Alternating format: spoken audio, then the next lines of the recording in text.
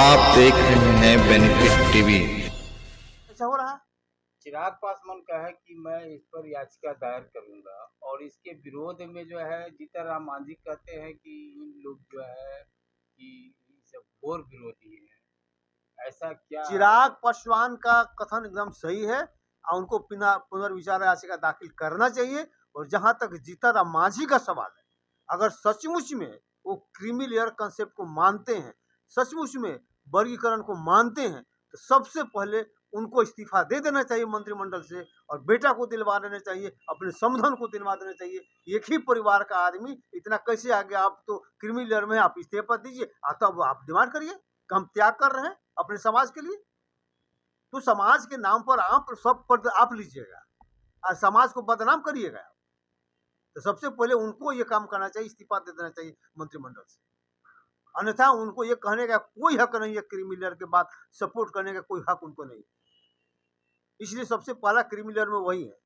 क्या 21 तारीख को पूरे भारत बंद का ऐलान किया गया है? क्या लगता है कि एससी जो है समाज जो है SC ST जो है कि कुछ इसमें भी उस जो आंदोलन में क्या बिखराव भी हो सकता है, अलग थलग भी? देखिए, आंदोलन तो बहुत मजबूत ढंग से होगा, क्योंकि मैक्सिमम लोग ये समझते हैं कि ये रिजर्वेशन प्रतिनिधित्व है और सब लोग समझ सकते हैं।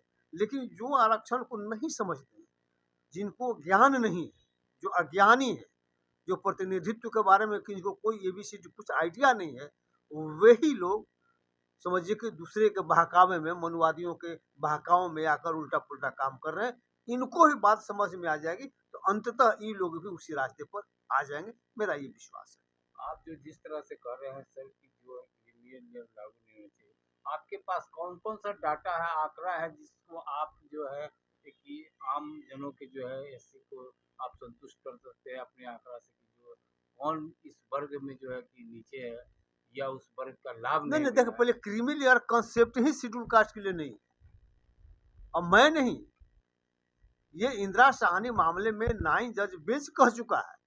जब OBC में क्रीमी लेयर लग रहा था तो उसी समय कह दिया कि ये शेड्यूल कास्ट में नहीं लागू होगा। इट इज नॉट एप्लीकेबल, लिखा हुआ स्पष्ट तौर पर कि creamy layer concept is not applicable to SC and ST।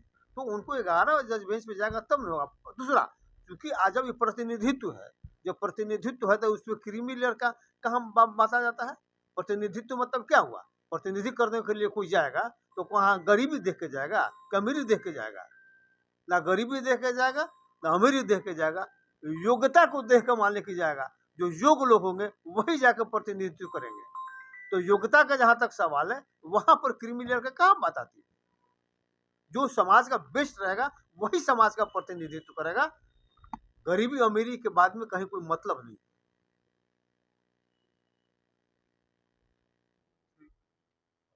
Nagina का सांसद कहना था कि कितने जज भी दलित हैं।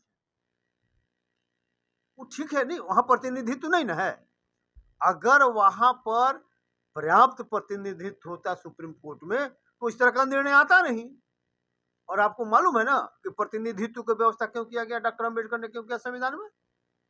जब हिंदू धर्म के संचालन में SC ST तो बाद में बना, जो जिसको शूद्र कहते हैं, जिसको अनटचेबल्स कहते हैं, जिनको आदिवासी कहते हैं, उनका प्रतिनिधित्व चूंकि जीरो था हिंदू धर्म के संचालन में, जिसके कारण उन लोगों ने कानून जो बनाया अपने हित में बनाया और उसका इम्प्लीमेंटेशन अपने हित में किया। नतीजा हुआ कि बड़ा जमात जो पिछड़ गया, उसी को देखते हुए, उसी को उदाहरण देकर डॉक्टर अम्बेडकर ने समझाया कि देखिए प्रतिनिधित्व के अभाव में ये दुर्गति इस समाज की हुआ, 85% लोगों की दुर्गति ये हुई है। तो अब भविष्य में ऐसा नहीं हो, इसीलिए उन्होंने संविधान में प्रतिनिधित्व का व्यवस्था किया ताकि हर एक वर्ग के लोग वहां रहें और वहां पर समाज के विरुद्ध कोई काम नहीं हो, किसी भी समाज के विरुद्ध, SC ST OBC EBC या सवर्ण क्लास भी है, वहां भी प्रतिनिधि रहे ताकि वहां पर किसी के विरुद्ध कोई गलत तरीका से मानने के निर्णय नहीं हो और किसी को भेदभाव, अन्याय और बेईमानी नहीं हो सरकार के इम्प्लीमेंटेशन में, सरकार को चलाने में, सरकार को न्याय देने में। इसलिए व्यवस्था हुआ।